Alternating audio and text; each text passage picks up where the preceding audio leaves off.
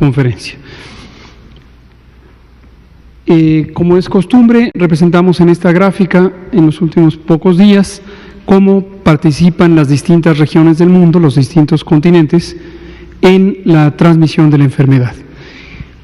En esta tabla se ven, como es costumbre, las distintas regiones en las que está organizada la Organización Mundial de la Salud, y es de destacar que la región de Europa representa el 52% de la contribución de la epidemia en las últimas 24 horas, mientras que la región de América es 40%.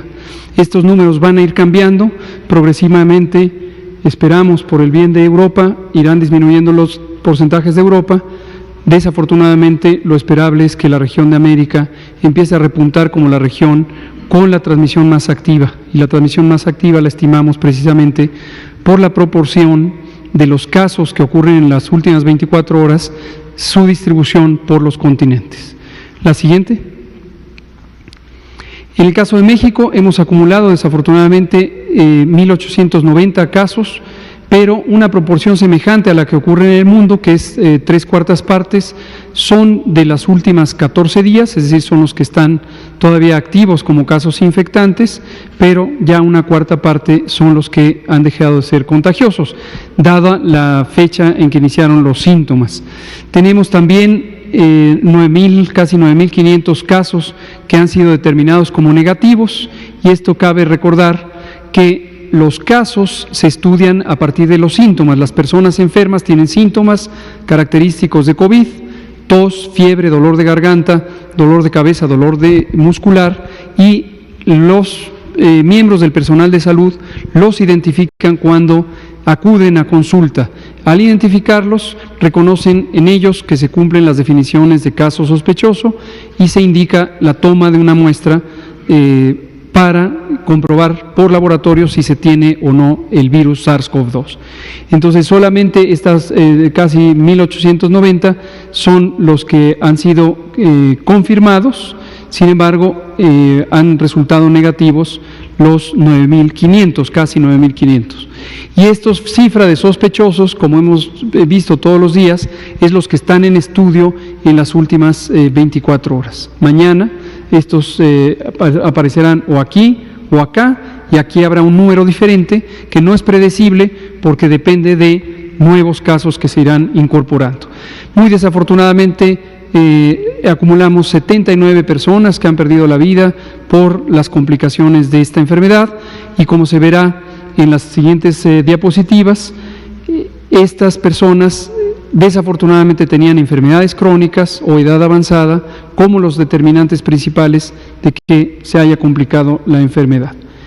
En términos del mapa, sigámosle la secuencia a esto. La zona metropolitana del Valle de México es la zona más afectada. Cabe aclarar que aunque aquí pintamos de color amarillo todo el Estado de México, en realidad la enorme mayoría de los casos están en la región del Valle de México, no es en las zonas más periféricas del Estado de México. Lo mismo pasa con Jalisco, es la zona metropolitana de Guadalajara y no los distintos otros municipios.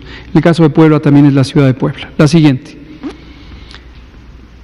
Aquí se ve la distribución de casos por entidad federativa, con la Ciudad de México teniendo esta mayor participación. No es sorpresa, es la zona más poblada, el 25%, la 1/4 parte gruesamente de la población de México reside en la Ciudad de México, y eso explica que haya una mayor cantidad de casos.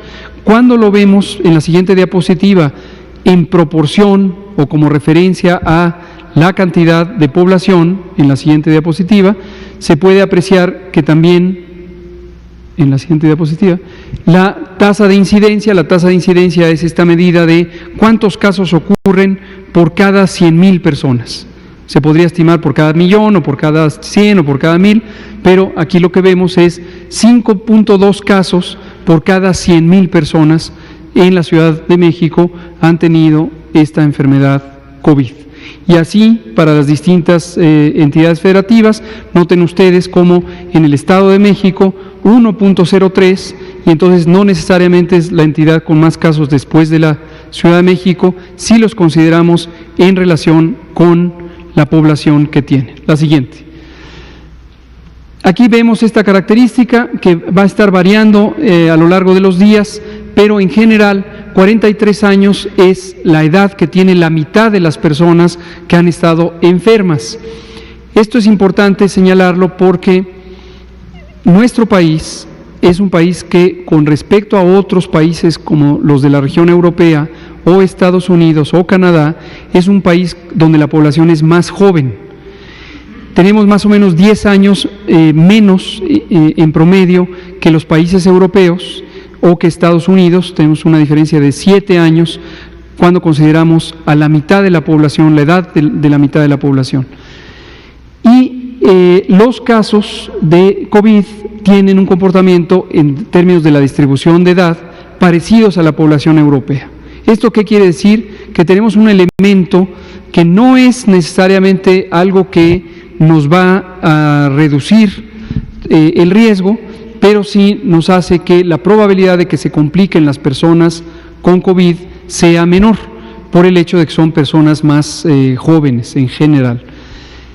Pero, desafortunadamente, en México, esto lo habíamos comentado semanas atrás, pero lo quiero retomar para que lo recuerden, en México tenemos una de las más grandes prevalencias de diabetes, una de las más grandes del mundo, 14%.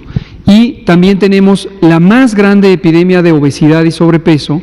3/4 partes de la población mexicana tienen sobrepeso o tienen obesidad. Esto es producto de muchos años, de 4 décadas al menos, de mala alimentación, una alimentación que ha estado empujada por productos de baja calidad nutricional y muy alto poder calórico, y son particularmente los alimentos industrializados. Y estamos teniendo las consecuencias de esa epidemia a lo largo de 40 años. En sí misma la obesidad, el sobrepeso, la diabetes son epidemias. Entonces eso es lo que hoy va a pesar importantemente. Y otras enfermedades que se relacionan con estos trastornos metabólicos. La siguiente. Aquí se ve también la diferencia por edad en las personas que no se han tenido complicaciones y las personas en las que se han tenido complicaciones de COVID. Como también hemos relatado, pero me gusta retomarlo para su memoria, COVID es una enfermedad que en 80% de los casos, como se ve ahí en la diapositiva, casi 80, 78%, se comporta como una enfermedad leve, que se autolimita, se quita sola y la persona se restablece sin tener ninguna secuela. Pero en este caso 22% de personas que tienen ciertas características, la enfermedad se complica, produce una neumonitis, una neumonía grave, que puede ser letal. ¿Quiénes son esas personas? Aquí lo que vemos es la distribución por edades. Vean el color amarillo, está más hacia el lado derecho de la gráfica, en donde están las edades más avanzadas. En cambio, el color verde está hacia el lado más joven, donde tenemos a los adultos jóvenes con carga importante de enfermedad, pero enfermedad no complicada. La siguiente. Esta es la estadística de cómo están los pacientes que están actualmente, y volvemos a ver aquí este 78% de no complicados y la distribución de las personas que están hospitalizadas, algunos estables, otros graves y otros francamente graves con necesidad de soporte ventilatorio mecánico. La siguiente. En la mortalidad lo vemos también, cuando vemos la distribución de edad de las personas que muy desafortunadamente han perdido la vida, es muy claro que están en términos de edad en las edades mayores, y tenemos menor frecuencia de desenlaces fatales en personas que son de edad intermedia. La siguiente.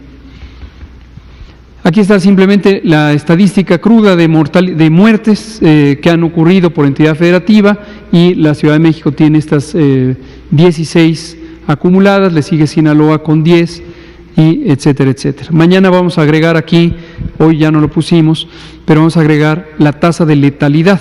La letalidad es una medida importante porque es la porcentaje de personas que, teniendo la enfermedad, resultan en un desenlace fatal. Y es una medida importante porque comparar números crudos entre estados que tienen poblaciones diferentes y estados que tienen número diferente de casos, es poco interpretable. Pero mañana les traeré la gráfica ya con la tasa de letalidad y la tasa de mortalidad. Quiero hacer un comentario aquí que no pretende minimizar la importancia de esta enfermedad, pero sí también ponerla en contexto. Cuando hablamos de mortalidad, nos referimos a cuántas personas mueren por una causa específica, en este caso COVID, respecto a cuántas personas viven en un territorio. Puede ser todo el país o puede ser una entidad federativa. En cambio, la letalidad es cuántas personas de aquellas que estaban enfermas perdieron la vida. Y tiene interpretaciones diferentes que mañana lo comentaré en detalle cuando tengamos la gráfica y los datos. La siguiente. Aquí lo que vemos es este seguimiento de quienes tienen ciertas enfermedades crónicas. Hipertensión sigue siendo la predominante en las personas que han perdido la vida, que son 79, obesidad, diabetes, enfermedad renal crónica, enfermedad pulmonar obstructiva crónica, tabaquismo, que en sí mismo es una enfermedad, es una adicción, pero además está asociada con innumerables alteraciones de la funcionalidad del cuerpo. Enfermedad cardiovascular e inmunosupresión por distintas causas. La siguiente, por favor. Terminamos viendo las curvas epidémicas. Este seguimiento lo vamos a estar haciendo todos los días. Mantenemos como referencia la parte inicial del crecimiento epidémico que hubo en 4 países europeos y Estados Unidos, en los que ha habido el mayor o el más acelerado crecimiento de la epidemia. Y como venimos indicando desde que instauramos las medidas de mitigación poblacional, que las anunciamos desde el viernes 13 de marzo y luego las formalizamos el día 14, empezaron a surtir efecto el 23, cuando está marcada aquí con su sana distancia, y ese es exactamente el punto de inflexión, es el punto donde se doblan las curvas epidémicas. Esto en términos llanos lo que quiere decir es el momento en donde pasamos de transmisión lenta a transmisión acelerada. Y hemos mantenido este ritmo de crecimiento. No podemos todavía asegurar que tenemos una velocidad reducida por efecto de las intervenciones. Eso, cuando lo anunciemos, lo haremos de manera formal con los análisis numéricos. Sin embargo, nos gusta que visualmente conozcan ustedes los datos en tiempo real todos los días. La siguiente. Y terminamos con la representación visual también de la curva epidémica. Estos son los casos que se van acumulando y obviamente crecen continuamente. No perder de vista que una proporción de ellos, ya dijimos hasta el momento la cuarta parte, en realidad aunque quedan contabilizados, ya no son casos porque se recuperaron. Y unos muy poquitos, pero muy desafortunados, perdieron la vida. Y aquí vemos la curva epidémica de los casos diarios, donde vamos a ir dándole seguimiento a cómo se presentan día con día. Muchas gracias.